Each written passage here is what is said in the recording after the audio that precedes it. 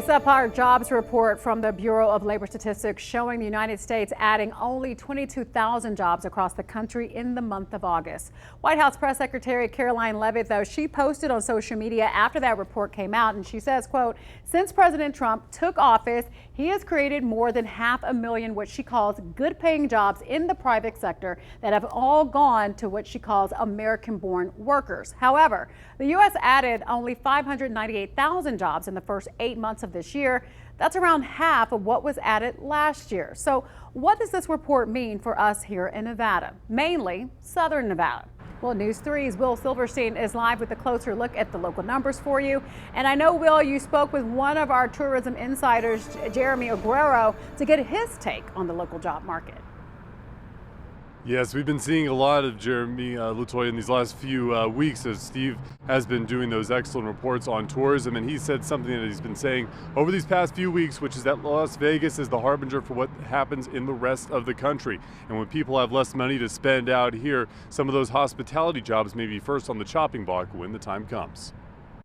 Las Vegas and no industry in Las Vegas is recession-proof. Economic analyst Jeremy Aguero says a monthly jobs report only yielding an increase of 22,000 jobs across the country is the rest of the country following Las Vegas' lead of a recent economic slowdown. Aguero citing dipping tourism numbers in Las Vegas over the last several months. The latest sign of economic distress, Spirit Airlines' recent decision to cut flights, including several locations in and out of Las Vegas. Aguero says less tourists, less spending. I'm much more concerned about the ripple effect associated with that. Every one of those seats that doesn't come to Las Vegas is a little more than $1,000 that isn't being spent on hotel rooms and gaming and eating and drinking and shopping in our stores. And that means you've got a lot greater effect associated with that. And while Americans from other states continue to move to Nevada, Aguero says construction is slowing as well.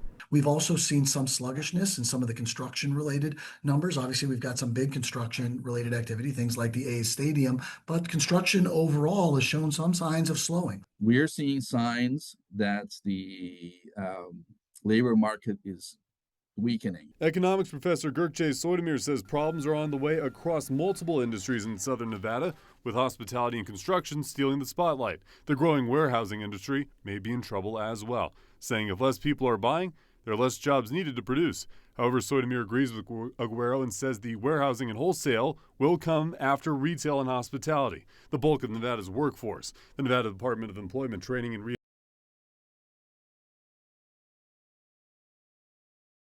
Certainly, it falls under those categories, and there's reason to worry, be concerned about that. Nevada as a whole already in a difficult position for employment. Most economists would suggest 5% as a target rate, but Nevada sits at 5.4% according to the July numbers. That percent is third worst in the country, only ahead of California and Washington, D.C. And when you have a state like Nevada, which has got the third or fourth highest unemployment rate in the United States, it's something that we ought to be paying attention to. And you think 15, 20 years ago, several economists would take 5% as a particularly good number, something that they'd want to see. But in recent years, of course, that percentage on the lower end of the spectrum, just 5 states across the United States still in that 5% bracket.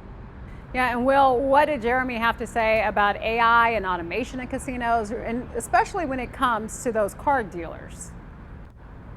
Well, one of the things he said, Latoya, is that people who deal blackjack, who deal all sorts of card games and work in this business take a very particular pride about what they do. It was almost reminiscent of when I used to be in Bakersfield and Cheyenne talking to oil workers, energy workers about all the work that they would do out in the fields. And it's something that they take pride in. It's something that would be very difficult to transition from, especially if AI is the reason behind that sort of transition. Yeah, we know a lot of people paying attention to that because, you know, their livelihoods are on the line. Thank you so much. Well, the unemployment rate also ticked up to 4.3%, and the economy added a disappointing 22,000 jobs in August. Economists say they were expecting about 75,000. White House officials say the bad numbers say more about the Bureau of Labor Statistics, though, than the economy. And so it's just not an acceptable thing that the jobs numbers are so unreliable that they're being revised all the heck over the place. A completely different story if we have 1 million fewer jobs, as happened the last time that there was a revision. June and July's revisions were large. In today's report, job growth for June was revised down to show a loss of 13,000 jobs rather than a gain. This was the first jobs report since President Trump fired former BLS Commissioner Eric McIntyre.